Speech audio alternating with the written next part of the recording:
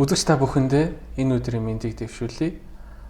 Оюутын тулан Синтек байгууллагын хамтарсан подкаст дугаар 2 эхлэхэд инхүү бэлэн боллоо. Өнөөдрийн дугаарт тэргүүлэх зэрэгтэй нүүр амны их хэмж, хүндээ энт шүдний эмнэлгийн үүсгэн байгуулагч, ерөнхий эмч, мөнгөн зуул эмч маань хүрэлцэн ирсэн байна. За манай подкастын урилгыг хүлээж авч ирсэн. Баярлалаа. За та бүхэндээ ч гэсэн баярлалаа. Тэгээ мөн үзэгч олондоо энэ өдрийн мэндийг дэвшүүлье. За хоёулаа тэгэхээр эхний асуултаар нэг ийм асуулт бэлдсэн. Ер нь яагаад та энэ шүдний эмч мэргэжлийг сонгох болсон бэ? Шүдний эмчтэй? Тийм, шүдний эмч. Тий. За одоо энэ одоо шүдний эмчээр төгсөөд байгаа тий. Гэтэ өмнө нь бол нүүр амны их эмч гэж төгсдөг байсан. Энэ мэргэжлийг сонгох болсон шалтгаан нь юу вэ? За маш гоё сонирхолтой асуулт асууж байна. За баярлалаа. Ингээд иргэд гоё хүүхэд насныхаа мөрөөдлийн тухай одоо ярих гэж байна. За би нөгөө багада нөгөө эмнэлгийн орчинд өссөн хүн л дээ. Манай ээж эмнэлэгт ажилладаг байсан. Ээжийнхээ ажилладаг газар очиход бол тэр тасгаар нь эмчнэр, сувлагч нар болон цагаан халааттай ингээд явж хахад тэгээ үйлчлүүлэгч баярлаа эмчээ гээд идэрсэн үйлчлүүлэгчийн тийм инээмсгэл мишэлийг хараад за би тэдрийг айгу гоё юм тэнгэрийн гоё юм цагаан халаат өмсөн дагин шиг төсөөлөд хүүхэд насныхаа одоо ингээд мөрөөдлийг биелүүлээд тэднэртэй адилхан эмч болноо гэд шийдсэн. Тэгээ тиймдээч би Дархан аймгийн бол хөдөө аж ахуйн химийн гүнзгийрүүлсэн сургалтаа лицей ангийг бол дүүргэж дахнаасаа бол конкурстад тэгээд Улаанбаатар хотын нүүр амны хэмчээ мэрэгчлэр суралцж төгссөн. Цагаан халааттай дагнуудыг хараад тэгэл эмч болох хүсэл мөрөөдөлтэй болсон байна шүү дээ. Тэгсэн. За тэгээд төгсөөд цаашаа ер нь те одоо энэ мөнгөн дэйн тэмдлийг байгуулах ч гэдэг юм те энэ хүртэл одоо та өөрийнхөө нэг товч танилцуулаач. За би 2002 онд нүүр амны их мэргэжилт бол суралцаад тэгээ 2007 онд бол нүүр амны хэмжээр төгссөн анагаах ухааны их сургуулийг. За тэгээ төгсөөд би мэргэжлээрээ нэг 2 жил ажиллаж агаад 2009 онд бол Япон орн руу явах тийм нэг хэрэгцээ шаардлага гарч ирсэн. Яагаад гэхээр би багасаа бас гадаад сурах бас мөрөөдөлтэй байсан. Миний хоёр дахь мөрөөдөл. Тэгээд энэ мөрөөдлөө биелүүлэхийн тулд багш нар болон гэр бүлийн хүмүүс бол маш их тусалцаа үзүүлсэн.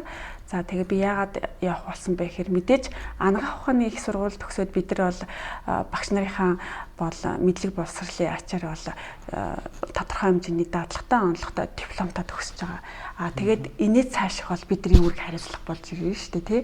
Яаж яах вэ гэхээр би сурж хөгжих хүсэлтэй тэгээ бас илүү сурсан онлоо тийм даатгалжуулахаа тэгээд бас нөгөө Монгол орноосоо бусад бас нөгөө орнуудын хөгжлийг бол ингээд судлах хүсэлтэй байсан. Тэр дундаа би Япон явах бол ингээд мөрөөдөлтэй байсан. Би их азтай байсан. Тэгээд тэнд бол явж би суралцсан.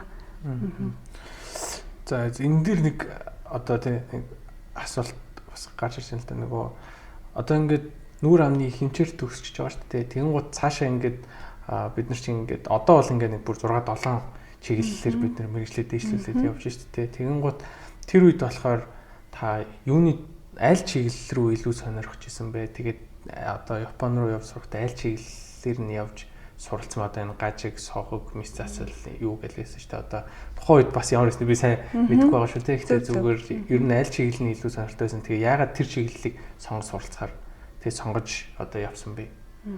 За тухайн үед бол 2009 онд бол оюун цэг багшийнхаа зөвлөснөр бол Японы Окаяма их сургуулийн хүүхдийн тэнхимдэр бол очиж суралцсан. Тэгээ энд суралцж байх хугацаанд би бол тэрэн дээр нэг л зүйлийг айгүй олж харсан. Тэр тэнхимд бол үзүүлж байгаа хүүхдүүд ерөөсөө ингээд тодорхой хугацааны давтамжтай, хяналттай, тэгээ ерөөсөө айх айцгүй тэр гоё ингээд орчинд бүрдсэн тийм гоё орчинд хүүхдүүд ингээд баяр хөөртэй өршөөдөө үзүүлж байгаа байхгүй юу. Тэгээд айгүй өрөлдсөн сэргийлэх тогтолцоо бол маш өндөр хөгжилтэй байсан. Тэгээ би өмнө чамд ярьжсэн шүү дээ 2 жил нөгөө эмчээ хийж агаад би явсан гэдгийгсэн шүү дээ. Тэгэхэд би бол анх би ингээд бүр ингээд хүүхдээ ингээд уйлаад ингээд ороод ирэхэд бүр ингээ юу одоо ингээд мэдээч ингээд надад ингээд их сургууль заасан мэдсэн юмнууд байгаа. Тэгээд хамт ажиллаж байгаа эмчийнхаа туршлагыг харан тэгтэл би ингээд нэг амар нөгөө ингээ хүн мэдгүй зүйлээс айгаад их сандардсан шүү дээ тий хүүхдийг уйлангууд дагаж айгаал баг юу хийхээ мэдгүй яаж тэр хүүхдийг тайвшруулахыг мэдгүй тэгээд айгүй их нөгөө төгшөж их үздэг байсан. Тэгээ би тэр Японд очиж яг тэр сурж байгаа хугацаанд тэр одоо манай Шимона багш гээд байгаа Шимона багштай бас хамтарч ажиллаж байгаа бас олон багш нарын профессоруудыг хараад тэгээ ингэж тэр нөгөө өндөр түвшинд хөгжсөн одоо тийм тий арга техник тийм дадлага туршлагыг хараад бас нөгөө энэс их суралцах хэрэгтэй байна л гэж би бодсон. За тэгээд тэр Японд очиод юу гэж штэ те тасаа хэлж байна одоо нэг урьдчилан сэргийлэхтэй илүү анхаардаг байсан байна гэж штэ. За энэ бол ингээд нэг тал нь те. Нөгөө талаас таны одоо зүгээр хувьдаа Японд очиод суралцах хугацаанд хамгийн сайн ойлгож сурч мэдэж авсан зүйл юу байсан бэ?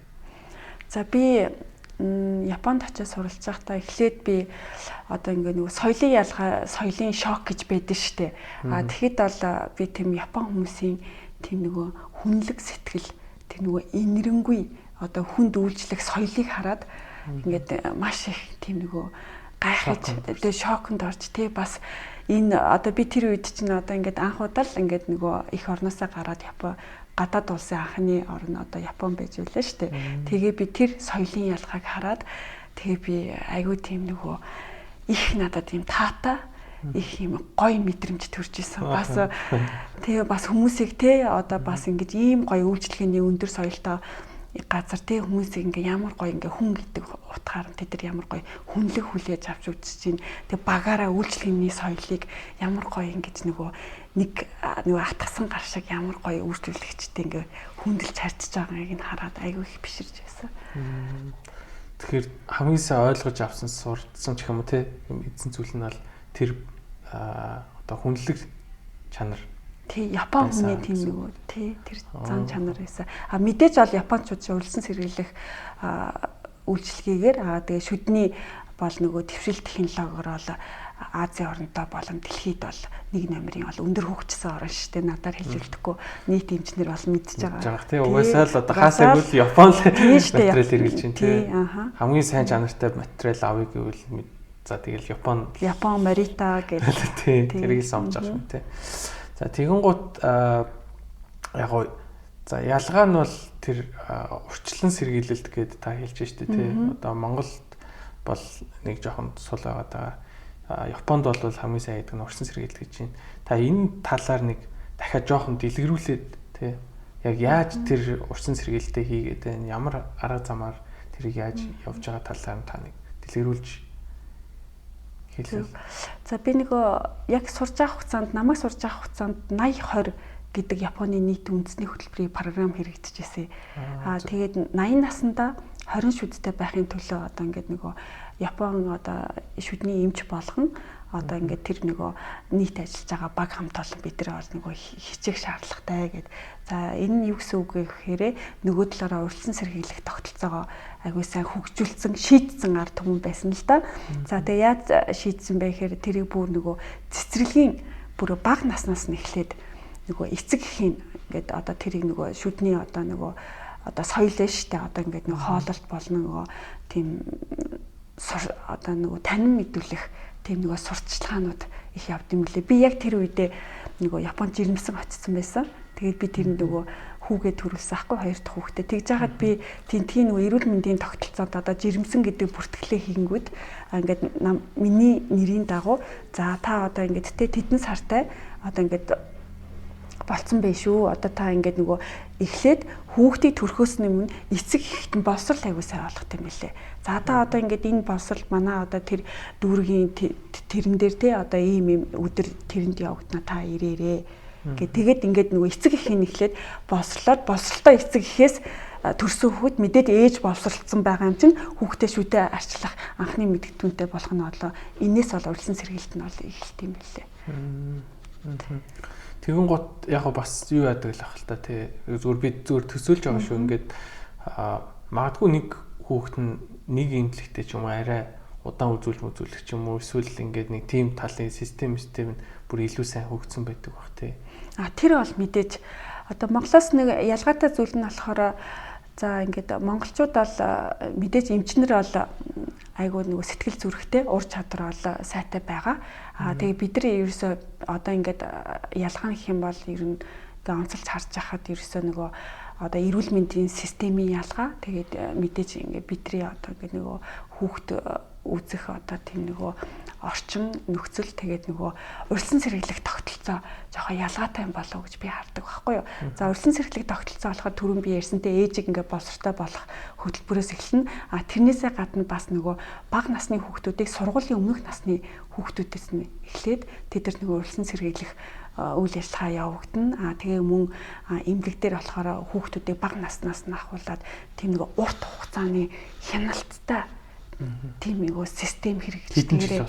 Тэгээд Япон хүмүүс бол би ингээд одоо хүртэл би ингээд Япон багш нөгөө эмнэлгүүдтэй хамтарч ажилладаг. Тэгээ ингээд үйлчлүүлэгчдийг харж байхад ер нь бол багада бүр ингээд 10 жил болсон, 20, 30 жил болсон тэр эмнэлгийнхаа үнэн үйлчлүүлэгч. Тэгээд зөвхөн одоо нөгөө тэр үйлчлүүлэгчтэй одоо нөгөө шүдэ янзлуулахад эрэхтэн тэр эмчилгээнд нь биш те тэр хүний одоо амьдралын хэм маяг одоо хооллолт ингээ бүх цогцоор нь шийдээ тэр хүний амны хүндийн эрүүл мэндийг одоо ингээ 5, 10, 20 жилээр нь тэр нөгөө эмчнэр ингээд алсыг харсан байдаг. Тэг яг энийхэн дагуу үйлчлүүлэгчтэй боловсрол те тайлбарлаж өгнө. Ингээд урт хугацааны хяналттай явснараа аягүй сайн үр дүнтэй тийм нөгөө эмчилгээ болт юм билээ л дээ. Тийм. За ойлголоо. За одоо болохоор нэг сэдв жоохон өөрчлөөд мөнгөнд дэнт эмнэлэг үүсгэн байгуулад одоо ажиллаад явж байгаа хэдэн жил үйл ажиллагаа явуулсан бэ? За тэгээ би 2009 онд сурчаад ирчээ. Тэгээ буцаад ажиллаж агаад тэгээ буцаад явсан. За тэрэнд болохоор 2014 онд Шова их сургуульд 1 жил шүдний тулгуур дээр суралцсан. За тэнд суралцж хурж ирчээд тэгээ би буцаад Монголдо ирээд ажиллаж байхад надад нэг юм бодол байгаад байсан аахгүй яг би ингээд Японд 2 жил явсан шүү дээ. Ерөөсөө нэг юм толгоноос гарч ирэхгүй байгаад байсан. Тэдний нөгөө урьдчилан сэргийлэх нөгөө эмчилгээ тэгээд нөгөө 5 тухтай эмчилгээ тэгээд нөгөө боловсролтой нөгөө зэрэг олж байгаа тийм нөгөө үйлчлэгээ тийм гоё ингээ нүдэнд харагдаад байдаг миний. Тэрийг болохоор би нөгөө өөрөө нэг өөр газрын эмнэлэгт ажиллаж байгаа болохоор ингээд нөгөө захирал лидертэй хэлээд ингээ санаа байгаа боловч би ингээд шууд тэрийг нөгөө хэрэгжүүлж чадахгүй шүү дээ тий. Тэгээ би бодож байгаа. За ерөөсөө би яая да жижигхэн чамаагүй нэг өөрхийн нэг хувийн эмнэлгээ тий байгуулад яг тэрэндээ би одоо ингээд сурсан мэдснээ юу бодож хүсч явж байгаа тэр нөгөө зорилгоо хэрэгжүүлээ гэд би анх 2016 онд мөнгөнд дэнт эмнэлгээ үүсгэн байгуулж байсан. Тий. Хөл одоо 10 дахь жил нь одоо болохоор 9 дахь жил болж байгаа. 26 оны 2 сарын 14-нд 10 дахь жилтэй байна. За юу юугүй л 10 жил болох гэж байна. Аяга цаг хугацаа хурдан юм уу? За энэ хугацаанд яг хуу зүгээр би ингээд шүдний эмнэлгийн захирал тий одоо үүсгэн байгуулад явж байгаа. Тэгээд хүмүүсээс бас асуу гэж бодод байдаг байхгүй. Тэр нь болохоор тулгарсан хамгийн том асуудал юу байсан бэ? Тэрийг хэрхэн даван туулсан бэ? Шүдний эмнэлэг байгуулад явахад.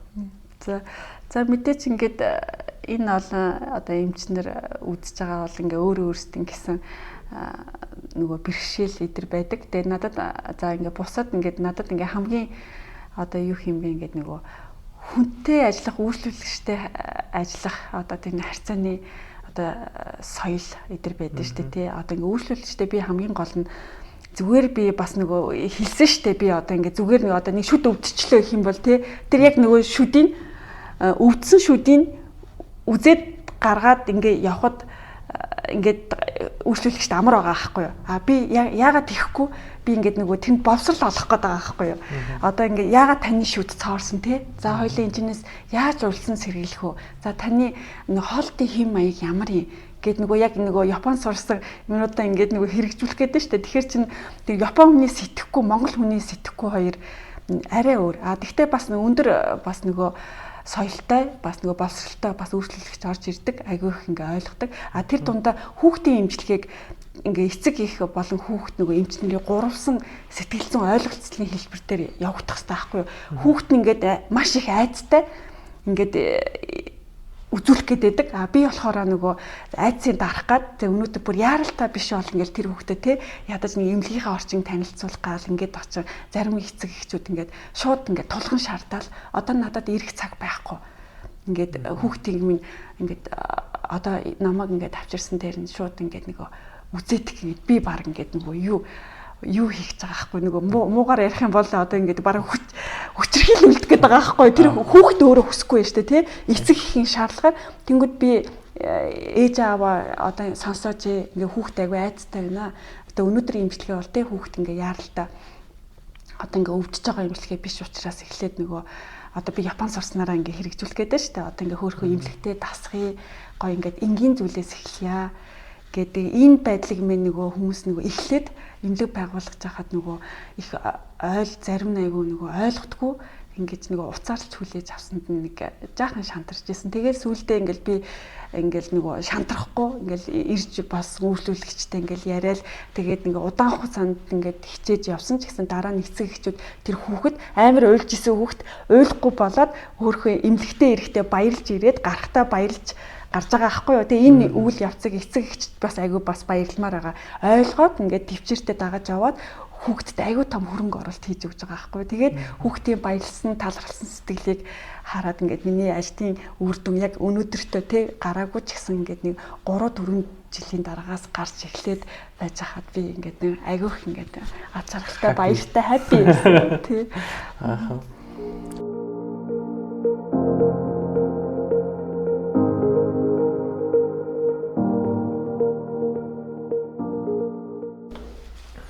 За та ингээл сая яриад энэ урьдчилан сэргийлэлт их чухал гээл тэгэл урьдчилан сэргийлэлт ер нь илүү хийх хэрэгтэй гэд эмнэлэг дээр бас тэ урьдчилан сэргийлэлт тал руугаа хийдэг гээл тэгж जैन. Тэгмүүд яг ямар одоо тэ хөтөлбөр систем энэ тал дээр хэрэгжүүлдэг юм. За мэдээж манай бас эмчнэр бас нөгөө бүгдээрээ мэдж байгаа урьдчилан сэргийлэлт юу бол шүд угаалтай фотор төрхлөг тэгэл хоолтын зөвлөгөө эдэр орно. Зөвхөн энийг нөгөө одоо ингээ хийсвэр ингээд зүйл ингээд нэг яриад ах үүрнийг яг нөгөө сургалтын системтэй хүний нүдэнд яг ингээд нөгөө амны хүндэд одоо юу болоод байгааг одоо ингээд нөгөө үйлчлүүлэгчд ингээд тодорхой ойлгомжтой ингээд тайлбарлаж өгөхийн тулд одоо би эмнэлэгтээ ингээд саад 21 ингээд энэ байдаг л та. Энийг бол нэвтрүүдэд одоо ажиллаад олон жил болчлоо. Энийг нэвтрүүлдэг. За саад 21 гэдэг юм юу гэсэн үг вэ гэхээр ер нь бол шүдний хоёлаа чи бас шүдний эмч гэдэг төрөө надад хэлжсэн шүү дээ. Тэгээ шүдний цаард болохоор нөгөө хүчин зүйлэн гэх юм бол цаг хугацаа, нүүр сус, тэгээ сахарозын 3 огтлцол байгаа ш тий. Энэ нь бол яг нөгөө шүдийг нөгөө цоолдог тусгай нөгөө нэг байгаа штэ та бүхэн одоо мэдэн штэ тийм ээ Streptococcus lactobacillus гэх байгаа штэ яг тэрийг ингээд онцгой илрүүлдэг одоо нөгөө шүдний цоорлын идэвхжил болон эрсдлийг илрүүлдэг тест байгаа байхгүй юу. За энийг бол авахд аягүй амархаа. Манай эмчнэр бас мэдчихэж байгаа. Одоо сургалтын системд бас ордөө штэ. Амны хөндийгөөс нэг өнгөрөөс нь авчижээс аваад энэ ампул байгаа байхгүй юу. Анхны өнгө ингээд цэнхэр өнгөтэй ампултаа хийгээд тэгээд нэг вакуум орчин 48 цаг 72 цаг өсвөрхлөд гараад ирэхээр үр дүн одоо идрээс гардаг байхгүй юу. Тий. За тэгээд энэ одоо яг хөө тухайн хүний цоорлын хөндийн одоо идэвхжлийг өрсөн харж байгаа гэсэн үг. За одоо жишээ нь одоо амны хүндий цоороогүй ч гэсэн одоо орж ирсэн хүүхэд болгоноос авчлаа. За шүдэн цоороогүй эрүүл хүүхдээс авчлаа гэж бодъё. Жишээ нь. За тэгээ тухайн хүүхдийн минь саатын шинжилгээ за 2.5G гарчлаа. За энэ 2.5 гарсан шар өнгө маань 2-3 таа ингээ хариунд гарчгаар эрсдэл өндөр бүлэгтээд орж байгаа байхгүй юу. За энэ өндөр бүлэгтээ эрсдэл хүүхдүүдэд бид нар хяналтанд авчна гэсэн үг. За энэ хяналтанд ам яах вэ гэхээр за одоо ингээд эцэг ихэд одоо энэ өнгөний дагуу тий ингээд үзүүлэхээр эн чинь ингээд ойлгомжтой байгааз за одоо ингээд сургалт ингээд тайлбарлаж явуулж эхэлнэ. За одоо ингээд энэ дээр эхлээд тэр хүүхдийн тий амьдралын хэм маяг хоолтын зуршлыг ээжээс нь асууна. За хэдийд нь яаж шүдэ угаахын асуун тэгээ хүүхд тус бүр дээр ингээд эмчилгээний төлөвлөгөө ирэх хугацаа ингээ өөр болоод тэрнийхээ дагуу эмч боловсруулж өгөө тэдэрт тохирсон одоо нөгөө яг хугацааг нь зааж өгнө гэсэн үг. За ийм жишээ нь гэх юм бол 2.5 3 та орсон цоорлын өндөр эрсдэлтэй хүүхдүүдийг сар тутамд ирүүлж авах хэрэгтэй.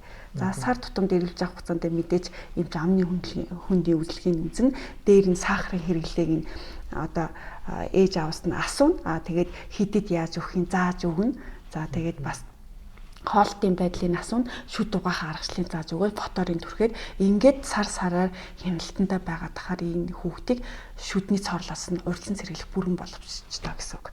За одоо мэдээж ингээд дараагийн хүүхд маань одоо 1.5 нэгтэй гарчлаа штэ тий. За тэгээ энэ эрсдэл багтаа бүлэгт орчдөг байхгүй юу. За эрсдэл багтаа бүлэг маань угаасаа шүдийг цоолдог тэмнэн нь одоо нэг итгэвчлэн одоо ингээд сул байна гэсэн үг. За энэ хүүхдүүд л ингээ эрдийн хэмжээндээ тий шүдээ угаад эрдийн хоол ундаа идэд явж хахад болно. Тэгтээ эцэг ихэд бол юу гэж анхааруулж хэлэх вэ гэхээр сахарын төрлийн хоолыг ер нь хяналттай байлгаж байгаараа шүд угаалтын ер нь бол тогтмол угааж байгаараа гэж зөвлөгөө өгөөд тэгээд ямар хариу гарахаас хамаарат эрсдэл өндөр дунд их бүлэгт баг бүлэгтэй хүмүүст ингээд өөр төлөвлөгөө гарчиж байгааз тэгээ ингээд ирэх хугацаанд ч гэсэн өөр болчихж байгааз яг энэний дагуу ингээд хянаад ингээд 4 5 6 жил явхад 18 нас хүртлээр ингээд явах юм бол аюул сайн цоорлоос урьдчилан сэргийлж чадна гэсэн үг. Тэгээ бас эн чинь харахад бас ингээ хэлэхэд айгу ойлгомжтой зүйл байгаа байхгүй юу. Сургалт явуулахад айгу ойлгомжтой. За одоо би эмнэлгээ нэг 10 жил ингээ болчихлоо шүү дээ тий. Одоо ингээ манай дээр ингээ нөгөө үзүүлжсэн хүүхдийн маань 20-30% нь одоо амны хүндийн бүрэн ирүүлсэн хүүхдүүд байна. Тэр хүүхдүүд ингээ багасаа айцгүй тий үзээд бид нар энийг ашигласнараа одоо гарч болох цоорлын хүндрэлээс нь эцэг хийхдээ хүүхдтэй эмч 3 бит 3 уйлдсан хамтарч сэргийлж чадсанаар энэ хүүхдээ нэг шүдэн Одоо ингээд одоо над дээр ингээд 2 настайгаас ирчлээ хүүхдийг 10 жилийн дараа хэдэн настай 12 настай хүүхд ингээд цэвэр ямар ч айцгүй ингээд бүр яг ингээд явхаар ингээд үр дүнгууд ингээд маш сайн гарсан. Угаасаа манай эмнэлэг дээр байтугай Японд энийг үр дүнгээ гаргаад одоо урьдчилан сэргийлгээ шийдсэн одоо 30 жил болж байгаа ард түмэн шүү дээ. Тэгээ энэгээр даваа талтай байгаа. За тэгэн гот яг энийг харахаар нөгөө нэг асуулт гарч ирж байгаа юм болохоор яг энэ цэнхэр болчих юм бол бүр юм одоо асуудалгүй гэх юм уу те. Эрсдэл багтаа бүлэгт оршиж байна гэсэн үг те. Тэгээ ингээд дээшлэх тусмаа эрсдэл нь өндөр цоорох эрсдэл өндөртэй бүлэгт ороод явж байна гэсэн үг те. Тэгэн гот одоо эхлээд эрэгтэй юм шар байлаа гэж бодсон шүү дээ те. Эрсдэл өндөр бүлэгтэйгээд тэгэн гот дараа нь ингээл үзүүлэхдээ одоо энэ зөвлөгөө аваад явчлаа. Тэгэнгүүтээ зөвлөгөөнийхөө дагуу үзүүлэх юм бол дараа нь эрэхтэн дахиад энэ тестийг аавна гэсэн үг үү те. Энийг болохоор ингэдэг 6 сар тутамдаа ер нь хүүхдийнхээ байдлаас хамаарат энэ шар маань буурдаг байхгүй юу. Үнэхээр ээж те агүй сая хүүхд ээж хоёр маань одоо эмчийнхаа зөвлснөөр гэртээ яг хоолонд амьдралын хэм маягаа яг зуршлаа яг өөрчлөөд тэг шүд угаах дадлаа сайжруулад тэгээ фотороос сар тутамдаа төрөхөд ирж исэн хүүхдүүдэд 4-6 сарын дараа тест авахд дахиад нэг шат ахиж бас болдог. Тэг үр дүнгууд гарч болно. Хэрвээ аhiхгүй бас байх тохиолдол бас байдаг. Тэгтээ тэр хүмүүс өөрсдөө ингээд хүүхдүүд ингээд айгу ухаантай шүү дээ. Одоо миний би сахар ингээд нөгөө чихрийн төрлийн юм хийх юм бол шүдээ угаахгүй бол нөгөө надад угаасаа нөгөө шүдийг цоолдог тэр нөгөө нэг бактери өндөр байгаа учраас би ингээд заавал шүдээ угаах хэвээр энэ чихэр мэхрээ би бас эмчийнхаа ингээд зөвлснөөр ингээд өдөр болгон ойрхон идэхгүй ядаж нөгөө Японы арга байдаг шүү дээ. 7 хоногт яг 1 цагт 1 доор идчихэд шүдээ угаа. Ингээд хүүхдүүд маань хөөхөн ингээд нөгөө хүн хэлхээс нас цаас зэвчлэхээс нас цоордгүй гэдэг шүү дээ. Хөөхөн хэлээд сургалт ирэх болгонд явуулаад байхаар тэр хүүхдэд амьдралынхаа бүр дадлан болдог.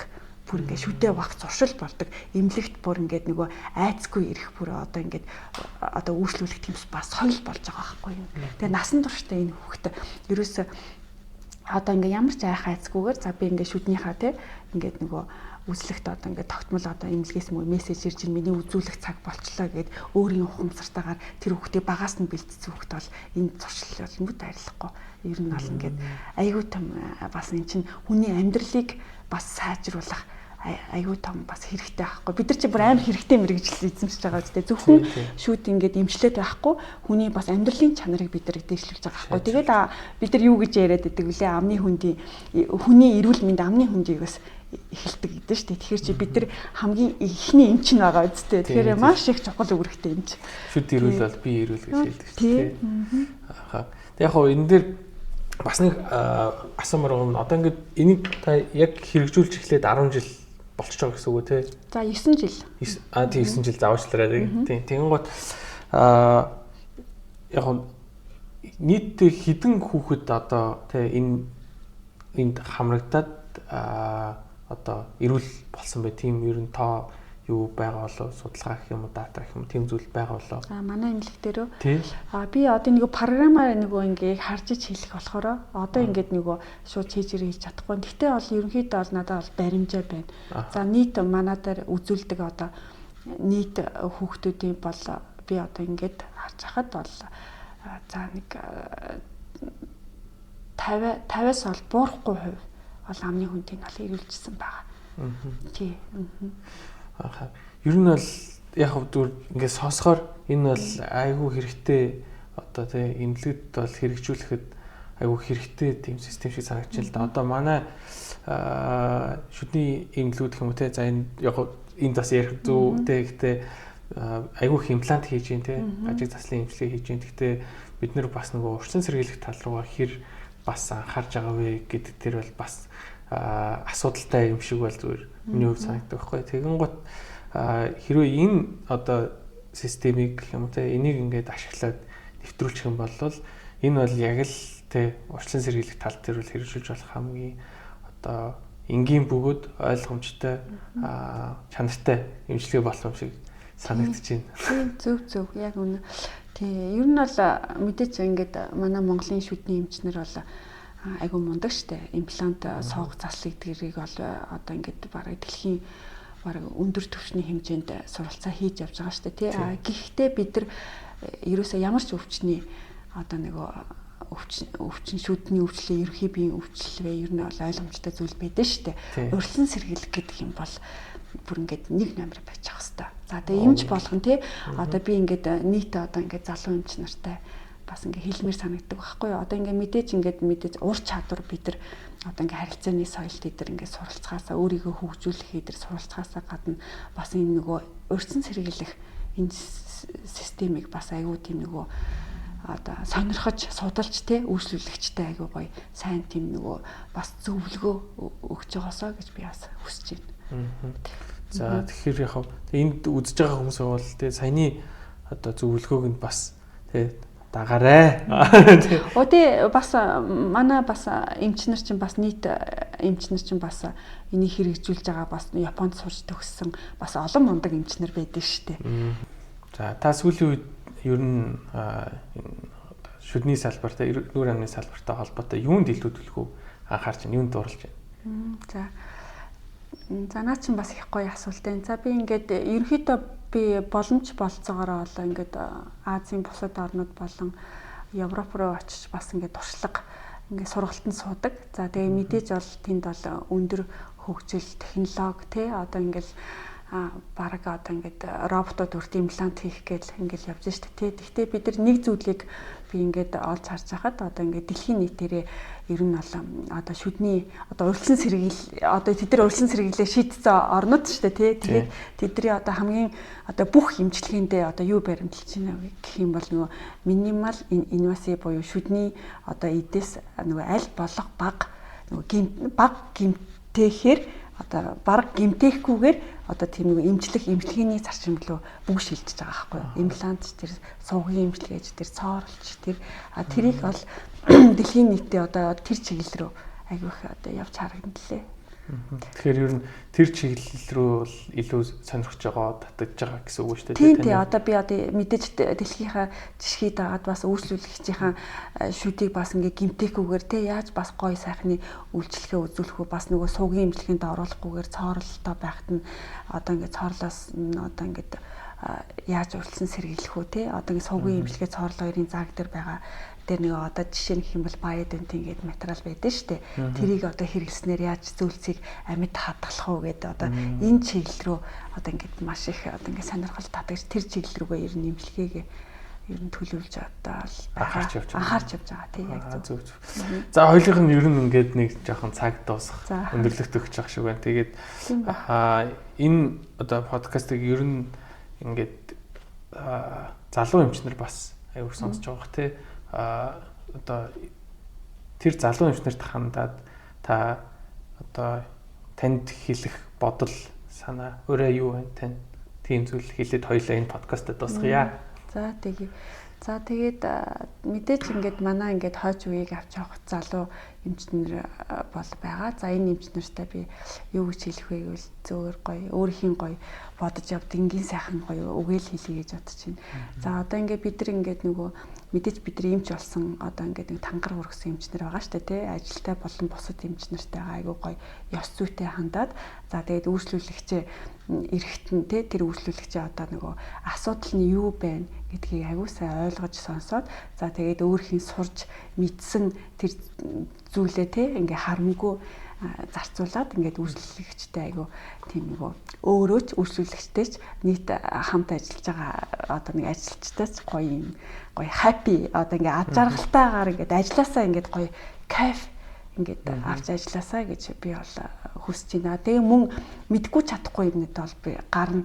Тэгээ мэдгүй чадахгүй юмнууд бол одоо ингээд нөгөө дадлаг туршлагатай эмчнэрээсээ бол сурцсан шүү дээ. Өөрийгөө хөгжүүлж тэгээ гадаад дотоод айл болох боломжтой бол яваад нүд үзэж юм тайлж тэгээд аюу их тийм нөгөө одоо багаар тасралтгүй одоо ингээд суралцаад хичээд сэтгэлтэйгээр сайхан яваараа л гэж бодож чинь. Тэгэл ингээд та явж хахад нэг л мэдгээд өөрхийн хүссэн мэргэжлийнхэн дагуу ингээд гоё сайн эмчтэй ингээд гоё ингээд дараа нь эргээд харахад өөрөө мэдлгүүгээр аль хэдийн ингээд сайн эмч болцсон байх юм. Тий, одоо ингээд зарим одоо залуу эмчнэр ингээд харж хахад мэдээж хит бас их нөгөө мөнгөний хойноос хөөгөөд те бас нөгөө эмчилгээгээ одоо ингээд нөгөө чанаргүй их те одоо ингээд мэддгүү боловч ингээд мэддэг юм шиг хийж үйлчлүүлэгчийг ингээд хохирох те ийм зүйлүүд бол зарим ингээд залуу эмчнэр дээр ингээд ажиглагдах гад байгаад байдаг. Одоо хүн алдан мэдхгүй гэдэг бол айх зүйл биш байхгүй юу. Энийг бол хүн ингээд мэддэг хүнээс нь асууад те ном эдгээр уншаад судлаад ингээд суралцаад ингээд өөрийгөө цаг ямагт ингээд хөгжүүлээд ингээд сайн эмч болохын төлөө л яваарай гэж хүсье да. За баярлалаа. За тэгээд энэхүү оюутны толон синтех байгууллагын хамтарсан подкаст 2 дуусч байна. Тэгээд подкаст дугаар 3-аар уулзцгаая. Баяртай. За баяртай.